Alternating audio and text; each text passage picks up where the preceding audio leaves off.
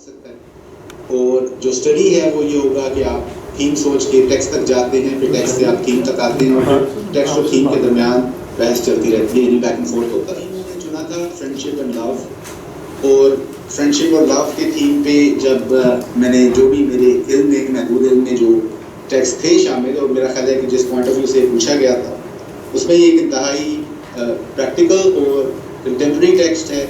हमारे पास बहुत सारे कुछ ऑप्शंस थे, लेकिन वो ज़्यादा जैसे आप समझिए मेटाफिजिक्स ऑफ लव है, लेकिन ये प्रैक्टिकलिटी की तरफ ज़रा माइल है और इसके कंसर्न्स काफ़ी मॉडर्न कंटेम्प्रेरी, मॉडर्न नहीं कहता कंटेम्प्रेरी कंसर्न्स हैं। आजकल के इश्यूज़ पे बात हो रही है। अब थोड़ा सा मेथडोलॉजी के बारे में कि ये मेथडोलॉजी क्या होगी हमारी स्टडी की, तो उसके कुछ स्टेप्स हैं और वो स्टेप्स ये कि पहला कदम ये होगा कि सिर्फ आप सुनना चाहते हैं कि एक ऑथर क्या कह रहा है, इसको मैं कह सकता हूँ लिसनिंग टू द ऑथर। अब जब लिसनिंग के मोड में आप हैं तो इसमें मैटर नहीं करता कि मैं क्या समझता हूँ, मुझे क्या चीज़ अच्छी नहीं लगी, मुझे क्या गुस्सा आ गया, ये कैसे कह दिया। ये आप कर सकते हैं, ये आपको ऐसी ऑब्जर्वेशन आ सकती है, उनको साइड पे नोट कर लें, कोई प्रॉब्लम नहीं हो जाए तो वो हर जुमले में फंस सकते हैं। लेकिन अगर बिग पिक्चर क्लियर है, और बिग पिक्चर है क्या, और टेक्स्ट का फ्लो होता है, आर्ग्यूमेंट का फ्लो होता है कि टेक्स्ट की एक आवाज़ है, एक इख्तिताम है, उसका एक स्ट्रक्चर है। मसलन table of contents, title for loves क्यों है, टाइटल के नीचे एक कोट है, अगर आपने गौर से देखा हो तो that are affections kill us not nor die. ये कोट क्यों यहाँ पे पड़ा हुआ, ये हवा में नहीं चीज़ें हुई, ये सोच समझ के की गई है। टेबल ऑफ कंटेंट्स हैं ऑथर ने सोच के, तो आपको स्ट्रक्चर ऑफ द टेक्स्ट पे भी तवज्जो करनी पड़ेगी, स्ट्रक्चर ऑफ द चैप्टर पे भी तवज्जो करनी पड़ेगी। और जब एक तो ये हो गया कि और जब आप फॉर्म और स्ट्रक्चर को फॉलो करेंगे तो फिर सेकंड चीज़ जो उसमें अहम होती है कि की टर्म्स को पकड़ना। अगर आपको नहीं समझ आ रहा कि ऑथर की टर्म्स क्या हैं, जिन पे एनालिसिस बेस हो रहा है, जिस पे ऑब्जर्वेशंस या सिंथेसिस जो भी किया जा रहा है वो की टर्म्स के हवाले से किया जा रहा है, तो उन की टर्म्स को जानना वो क्या है, उनको मार्क करना। और क्रॉस टेक्सटिंग होती है, आप टेक्स्ट पढ़ रहे हैं, पीछे ये बात हुई थी, आगे ये बात हुई थी, तो टेक्स्ट की नैरेटिव क्या है, उस नैरेटिव को जानना और क्या करना है। We are trying to listen to the author. What does it take to listen to the author? This is what it takes to listen to the author. Look at the structure of the text, look at the content, but how do you look at the content? You look for the key terms, you look for the flow of the argument, try to capture the big picture and don't get lost in the details. अब आपको एक जुमला इधर समझ, उसके बाद आप in a sense आप author के mindset के अंदर हैं, आप author के साथ हैं, तो you can speak with the author, you can engage the author. आप उसके साथ भी बात कर सकते हैं, उसकी बात को आप इलैबोरेट कर सकते हैं। वो इसने एक पॉइंट पेश किया लेकिन वो इलैबोरेट नहीं कर सकता या सही एनालिसिस नहीं किया, आप उसको हेल्प कर सकते हैं। You can help you. अब आप कहते हैं कि यार आपने ये, मैंने आपकी बात सुनी, आपकी बात समझी, लेकिन आपने ये जो पॉइंट्स रेज किए हैं ये डजंट मेक सेंस, कुछ चीज़ें they don't make sense, some things seam flat out wrong या प्रॉब्लमैटिक या इलॉजिकल या जो भी आपकी कैटेगरीज, उस पर बात करें और इस तीसरी स्टेज के अंदर लोगों को एक दूसरे से भी बात कर सकें। Then they are not just simply speaking to the text or to the author, but they can speak to one another. जिसको मैं कह रहा हूँ कि टेक्स्ट स्टडी में एक फाइनल सेक्शन जो है वो discussion about not about the text but about what we have learned from the text and how do we take it back to our lives या how it informs our lives.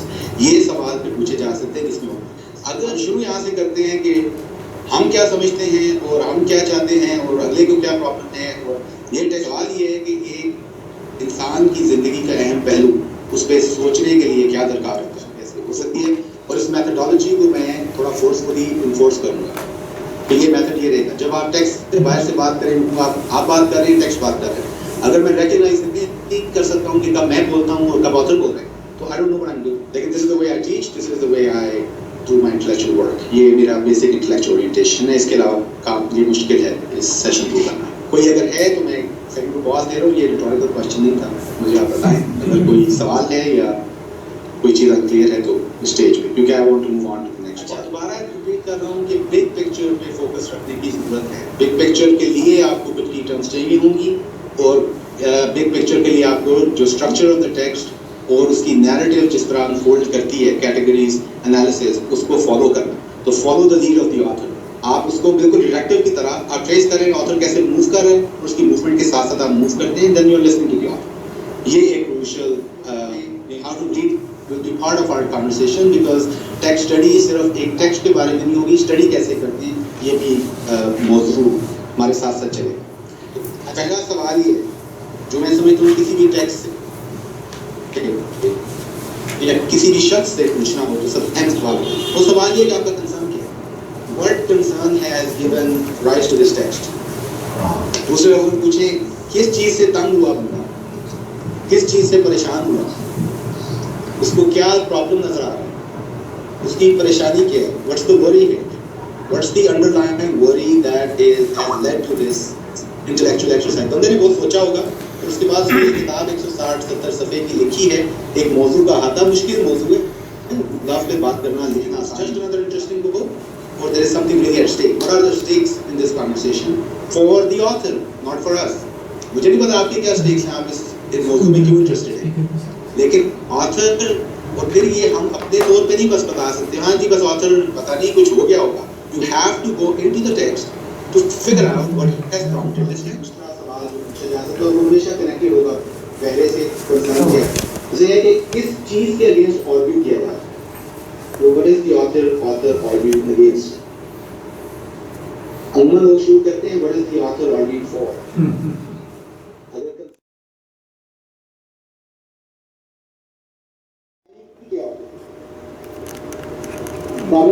ان کو شاید یہ پریشانی تھی کہ جو لو کی ایک عامیانہ قسم جو ہے وہ آج کل سمجھی جا رہی ہے, اور بہت سے مطلب ایسے کانٹیکسٹ میں لو کے لفظ کو استعمال کیا جاتا ہے جو اسے ایک طرح سے ڈاؤن گریڈ کرتا ہے. تو اس کی باقاعدہ ایک کلاسیکل جو گریڈیشن ہے وہ واضح کر دی جائے, اور اس میں جو درجے ہیں کسی حد تک وہ کسی حد تک کلیئر ہو جائیں, اور جو انسانوں سے ہماری محبت ہے وہ خدا کی محبت کے ساتھ کس جگہ کھڑی ہے وہ ان کا کوئی فرق واضح کر دیا. اچھا ٹھیک ہے. اب جنید عالم صاحب ابھی آپ کے علاوہ میں دو چار لوگوں سے پوچھنا چاہتا ہوں کہ وہ کیا انہیں کیا سمجھ میں آیا کہ اس کا کنسرن کیا ہے ٹیکسٹ کا, ان کو پریشانی کیا ہے. اس میں تھوڑا سا یہ بھی ہے کہ ایک تو جو دنیا کا جو لو ہے اور جو خدا کا جو لو ہے اس دنیا کے لفظ کے ریلیشن میں خدا کے لفظ کو ایکسپلین کیا جا رہا ہے. مطلب پورے ٹیکسٹ کے اندر آہستہ آہستہ جس طرح سے وہ اپنا آرگیومنٹ جو ہے وہ بنا رہے ہیں اس کے ساتھ ہر ایک کا مطلب دنیا کی ایگزامپلس کے ساتھ اس کو بلڈ کر رہے ہیں. جو مطلب اسپریچول جو لو ہے اس کی طرف جا رہے ہیں, جو لو افیکشن دنیا کی ہے, مطلب جہاں پہ وہ ایگزامپل دیتے ہیں ماں کی یا وری کیا صرف وری بتا کیا پریشانی ہے. یہ پیج نمبر 20 پر سوری آپ نے ٹیکسٹ سے بتائیں ٹیکسٹ میں کیا ہے, ٹیکسٹ میں کہاں پہ کہہ رہے ہیں. ٹیکسٹ پیج نمبر 20 یہ دو schools of thought ہے, idolaters and debunkers of human love. G he seems کہ وہ satisfied نہیں تھا ان دونوں خیالات سے. he wanted to come up with some other. آپ ذرا پڑھیں وہ کیا کون سا یہ ہے رضوان صاحب کہ it sounds like a very standardized Christian text. مثال جو terms انہوں نے استعمال کی it's very آپ تو سیدھا آپ تو جمپ مار کے سیدھے پانچویں پوائنٹ پہ well I think so کیونکہ it's a concern already judgment دے دی ہے. No, Christian text ہے. no جی ایک تو یہ کہ انسانوں کے ساتھ جو ہماری محبت ہے وہ گفٹ لو کے زمرے میں آئے گی, اور خدا کے ساتھ جو محبت ہے وہ نیڈ لو کے زیادہ قریب ہوگی. ٹھیک ہے. اور دوسری یہ چیز کہ جو لائکنیس ہے وہ سیمنس جیسی نہیں ہے. مطلب آپ کی جو اپروچ ہے خدا کی طرف اور آپ کی جو لائکنیس ہے خدا کے ساتھ وہ دو مختلف چیزیں ہیں. ہو سکتا ہے خدا نے آپ کو اپنے امیج میں بنایا ہو, لیکن اس کا یہ مطلب ہرگز نہیں ہے کہ آپ کی جو اپروچ ہے وہ اسی طرح سے خدا کے قریب ہے. اس کے لیے آپ کو خود کچھ نہ کچھ جدوجہد کرنی ہے. ٹھیک ہے.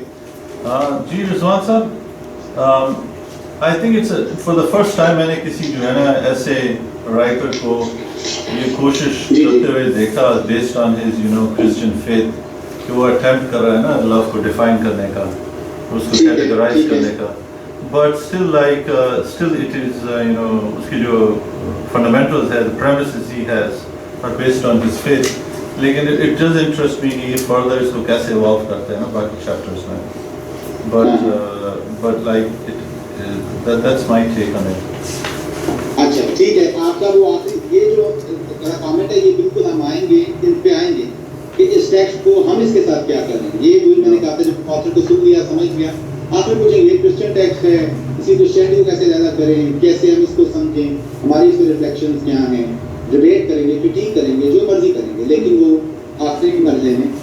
अब मैं थोड़ा सा ये एक एक्सरसाइज है, मैं तौफीक हो तो इसको I walk you through the text these few pages कि यहाँ क्या होगा, और मैं समझे यूँ समझे कि मैं अपनी रीडिंग आप पे आयाम कर रहा हूँ, तो मैं इसको रीड कैसे कर रहा हूँ, क्या देख रहा हूँ, टेक्स्ट में क्या होगा, उसमें स्ट्रक्चर क्या है, आर्गुमेंट्स क्या हैं, बात क्या हो रही है, की टर्म्स क्या है। मैं साथ साथ paragraph bye paragraph I'll try to walk through the text, trying to have access to or comprehend the big picture.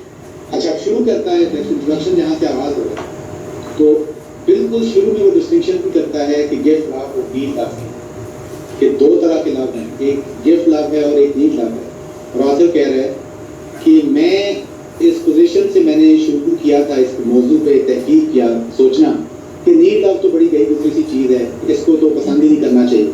Need love क्या होता है, एक नीडी लव या नीड लव, इसको लव कहना भी जायज़ नहीं है। उसने कहा मैं ये समझता था, लेकिन जब इस मौजू पे मैंने सोचना शुरू किया तो आहिस्ता आहिस्ता मुझे समझ आया कि नीड लव जो है उसको डिनाई नहीं किया जा सकता। ये पहले पैराग्राफ में डिस्टिंक्शन इंट्रोड्यूस की गई है, सेकंड पैराग्राफ में गिफ्ट लव को एक्सप्लेन किया गया है। मैं इसमें नहीं जाना चाहता हूँ गिफ्ट लव क्या है, नीड लव क्या है।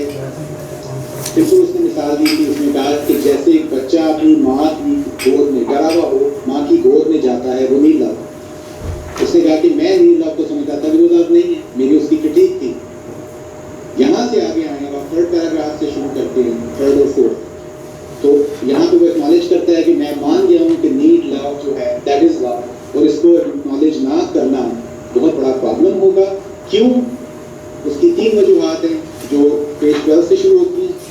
Number one reason, first of all, next paragraph देखें, सेकेंडली, फिर नेक्स्ट पैराग्राफ देखें, थर्डली। तो पहली वजह कि लैंग्वेज को हम अगर नीड लव को लव नहीं कहेंगे तो लैंग्वेज के साथ बांध सकते। सेकेंड पॉइंट, अगर हम नीड लव को सिर्फ सेल्फिशनेस कहना जो है वो बहुत डेंजरस है, क्योंकि अगर ये कहना कि बच्चा अपनी माँ की तरफ गोद में जाता है कंफर्ट के लिए तो वो नीड लव है, तो बड़ा गया गुजरा है, उसे कहा ये काउंटरइंट्यूटिव है, makes no sense. Second point कि क्यों ये सेल्फिशनेस नहीं, need love, needy love, selfishness, needy love, language को आप बैलेंस करेंगे, आप बात नहीं कर सकते। और थर्ड उसने कहा कि मैंस लव फॉर गॉड, ये पेज 13 का लास्ट पैराग्राफ, और थर्डली देखिए, बट थर्डली मैं फॉलो करने की कोशिश कर रहा हूँ, हम कहाँ हैं टेक्स्ट में, दो डिस्टिंक्शंस आए, gift love, need love. Need love को मैं बुरा समझता था, नीड लव को लव कहना चाहिए, ये समझना कि नीड लव लव नहीं है, ये प्रॉब्लम होगा। तो नीड लव को क्यों ऐसा देखना चाहिए, तीन वजूहात हैं। तीसरी वजह पेज 13 पे आती है, इसे कहा men's love for God from the very nature of the case must always be very largely and must often be entirely a need love. इंसान का खुदा से ताल्लुक नीड लव का ताल्लुक है, वो कैसे सकता है? तो ये थर्ड पॉइंट, इन 3 पॉइंट्स तो ज़्यादा जो क्या साहब कह रहे हैं कि थियोलॉजिकली ये क्रिश्चियन सेंटिमेंट है। उसने कहा खुदा से आप खुदा के नहीं भी हैं, आप खुदा पे रिलाई कर रहे हैं। जिस तरह बच्चा माँ की गोद पे जाता है उस तरह इंसान खुदा के पास जाता है, दुआ करता है, रगड़ता है, माथा रगड़ता है और कहता है मेरी मदद की जाए, मैं कमज़ोर हूँ, तो अपनी कमजोरी का एहसास। तो इस नीड लव को लव ना देखना, ये प्रॉब्लम है। यहाँ पे ये सेक्शन और उसके बाद ये कोट 3 दफ़ा टेक्स्ट में आया है, और अगर आपने स्टडी का साइड देखी हो तो उसमें भी एक साइड हुआ, the highest does not stand without the lowest. तो ये नीड लव जो है ओवर फॉर्म्स ऑफ लव, लोग देखते हैं कि लोएस्ट जो है ये है ही नहीं, तो उसने कहा नहीं, the highest does not stand without the lowest, कि ये जो अगर नीड लव लो फॉर्म भी है it still counts, it matters, और उसका आर्गुमेंट बाद में वो बनाएगा और लेटर इन द टेक्स्ट में ये साइड होती जाएगी। ये एक समझे थियोलॉजिकल प्रिंसिपल वो यूज कर, इंटेलेक्चुअल फिलोसॉफिकल प्रिंसिपल। आप खुदा पे नीड लव ना रखना, ये क्या एटीट्यूड होगा, ये तो एरोगेंस होगी। तो लिहाजा नीड लव इज इन ना, पहले नीड लव आउट था, अब नीड लव को उसने कहा इन है। जो लोग नीड लव के अगेंस्ट आर्ग्यू कर रहे हैं, ये टेक्स्ट उनके अगेंस्ट आर्ग्यू कर रहे हैं। तो one need love, the greatest of all, either coincides with or at least makes the main ingredient in man's highest, healthiest and most realistic spiritual condition. اور اس کے بعد یہ ابھی جو بات میرا خیال ہے جنید صاحب نے ذکر کیا امیج اور لائکنس کی، یہ سیکنڈ ڈسکشن شروع ہونے کا یہاں پہ آیا کہ ویری اسٹرینج مطلب conclusion follow main approaches God most nearly when he is in one sense least like God. جو like God کا ہے وہ gift love والا ہے، خدا کی طرح ہونا، لائکنس ہونا وہ gift love ہے. اس کا ذکر پہلے ہو چکا ہے، آپ دیکھ سکتے ہیں ٹیکسٹ میں جا کے gift love کیا ہے. اس نے کہا کہ جب انسان نیڈ لو پہ ہے تو ایک لیول پہ بہت عجیب سی چیز ہے کہ جب انسان خدا سے خدا کو تب اپروچ کرتا ہے جب وہ اس سے لیسٹ لائک ہوتا ہے. تو اس چیز کو فوراً نیکسٹ پیج پہ کہا، پیج 15 پہ دس پیراڈاکس. یہ تو ایک پیراڈاکس ہے، جب انسان سب سے کم خدا جیسا ہے تو وہ خدا کی طرف پلٹتا ہے. یہ تو عجیب سی چیز ہے، یہ پیراڈاکس ہے. یہ پیج 15 کے ٹاپ پہ دیکھیں دس پیراڈاکس. ایسا کیوں؟ لیکن اس کو آپ قریب آ کے دیکھیں تو 17 پہ آ ہے. I must now explain why I have found this distinction necessary to any treatment of our love. اب آپ میں یہ ایکسرسائز دی جا رہی ہے کہ کیوں نہیں کی جا سکتی بھائی. اگر آپ لو پہ بات کرنا چاہتے تھے یہ 4 لو پہ تو یہ ڈسٹنکشن کرنا آپ کے لیے ضروری کیوں؟ تو یہ آپ کو ڈھونڈنا چاہیے. اس کے بعد جو سیکشن آ رہے ہیں وہ زیادہ اسٹریٹ فارورڈ ہے ایک لیول پہ، کیونکہ اس میں کلیمز نظر آ رہے ہیں واضح. اس سیکشن میں شروع ایک ماڈرن آتھر کو وہ سائٹ کرتے ہیں اور کہتے ہیں لو ceases to be a demon only when he ceases to be a God. انہوں نے کہا کہ ہم اس کو ریسٹیٹ کر سکتے ہیں. لو begins to be a demon the moment it begins to be a God. یہ آئیڈولٹری کا آغاز ہوتا ہے یہاں پہ. آئیڈولٹری لو اور آئیڈولٹری کا باہم تعلق ہے. لو آئیڈولٹری کیسے ہو سکتی ہے؟ شرک، جسے ہم شرک کہتے ہیں اردو میں، آئیڈولٹری شرک ہے. لو شرک کیسے ہو سکتی ہے؟ اور دلچسپ بات یہ ہے کہ لو اور گاڈ کی بات ہو رہی ہے. ٹیکسٹ کو شروع کریں، پہلا جملہ ہے گاڈ از لو. پہلا جملہ ہے گاڈ از لو. ہماری زبان میں کہیں الوجود گاڈ از لو. تو لو گاڈ کب ہو رہا ہے؟ لو سے آئیڈولوجی کب ہو رہی ہے؟ God is love. God is جملے کا کیا معنی ہے؟ لو begins to be a demon the moment he begins to be a God. لو گاڈ کب ہوتا ہے؟ میں آپ سے پوچھ رہا ہوں ٹیکسٹ کے ذریعے سمجھ دوست کریں. لو گاڈ کیسے ہوتا ہے؟ ایسے پوچھنے لگا تھا. I thought اگر موقع ملے کہ اوپر جو لکھا ہے must be an invitation of God incarnate. یہ تو he has sort of like taken it way ahead. آپ کو 2 منٹ کے لیے کرسچینٹی کا مسئلہ نہ سائڈ رکھیں. میں پچھلی 10 منٹ میں جانی ہے. میں اس کوشچن کو ٹیکسٹ کے اندر سے دیکھنا چاہتا ہوں تو اس کا کوئکلی دیکھتے ہیں. پیج 17 پہ آپ جہاں یہ سوال دوسرا تھا لاسٹ پیراگراف سیکنڈ لاسٹ پہ، اس کے لاسٹ پیراگراف دیکھیں. اس کے second line last word of page 17. Every human love at its height has a tendency to claim for itself a divine authority. Its voice tends to sound as it were the will of God himself. ہر human love اپنی height پہ divine authority کلیم کرتا ہے اور وہ total commitment چاہتا ہے. کس طرح کی کمٹمنٹ؟ وہ کہتا ہے ڈیمانڈ، وہ ڈیمانڈ کرتا ہے اپنی لو tends to override all other claims. Insinuates that any action which is sincerely done for love's sake is thereby lawful and even meritorious. کیونکہ میں ماں ہوں، میں تم سے اتنی محبت کرتی ہوں، لہذا یہ اب آپ کی ڈیمانڈ میری ڈیمانڈ ہے، تم کیسے نہیں کرتے ہو. یہ لو جو ہے یہ ڈیوائن اتھارٹی کلیم کر رہا ہے. therefore this love is idolatrous. اس لیے آئیڈولٹری آف ڈومیسٹک اینڈ میں آئے. آگے مثال دیکھیں. That erotic love and love of one's country may thus attempt to become gods is generally recognized. But family affection may do the same thing. یہ family affection کی بات ہوئی تھی فیاض صاحب، ڈومیسٹک جو یہ اب اور اس کے فوراً بعد یہ نیکسٹ پیراگراف جو ہے اس کو بہت کلوزلی دیکھیے گا کہانی. It must be natural love اس کو کہہ رہے ہیں familiar love, familiar relation, جس فیملی میں بانڈ میں blood relations. Natural loves make this blasphemous claim not when they are in their worst, but when they are in their best natural condition. When they are what our grandfathers told this sentence to. A faithful and genuinely self-sacrificing passion will speak to us with what seems the voice of God. کہ لو کی وہ آواز جو اپنے رشتوں میں نکلتی ہے جو اس طرح بولتی ہے جیسے ڈیوائن اتھارٹی ہے، میں اتنی محبت کرتی ہوں یا کرتا ہوں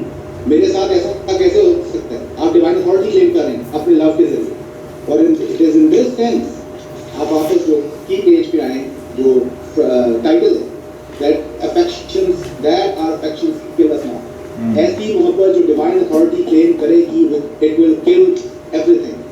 اس سیکشن کو میں چھوڑ کے کنکلوژن پہ جاؤں تاکہ بات ختم ہو. پیج 19 لاسٹ سینٹینس میں we may give our human love the unconditional allegiance which we owe only to God. We may give our human love the unconditional. یہ کہہ نہیں رہا کہ کریں, یہ کہہ رہے ہیں کہ یہ پرابلم ہے. We may give our human love the unconditional allegiance which we owe only to God. Then they become gods. Our human love become gods. Then they become demons. Then they will destroy us and also destroy themselves. For natural love that are allowed to become gods do not remain loves. وہ love نہیں رہتا, وہ demon بن چکے. جو یہ ideology کی ہے قرآن کا بدلا ہوگا جو فیاض صاحب نے کہیں کو کیا تھا اس میں کہا کرائسٹ کا کیا ہمارا کیا دینا. اس ساری ڈسکشن میں یہ کرائسٹ ہے یہ سن ہے اس کا کیا تعلق ہے. ایک خوبصورت آرگیومنٹ ہے میرے خیال